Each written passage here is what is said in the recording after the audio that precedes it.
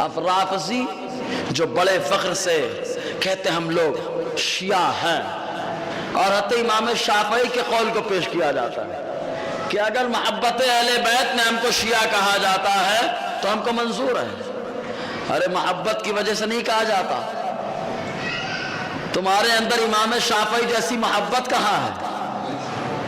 اگر امام شافعی جیسی محبت ہوتی تب دعویٰ کرتے تو اچھا لگتا، امام شافعی جیسا کردار ہوتا تب دعویٰ کرتے تو اچھا لگتا۔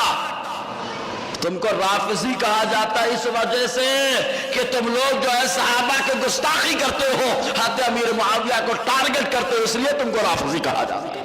بغض معاویہ کی وجہ سے تم کو رافضی کہا جاتا ہے، یہ مت سمجھنا کہ حضرت علی کی محبت کی وجہ سے۔ ارے تم حضرت علی سے کیا محبت کرتے ہو گے جتنی علی سے محبت ہم غلام کرتے ہیں؟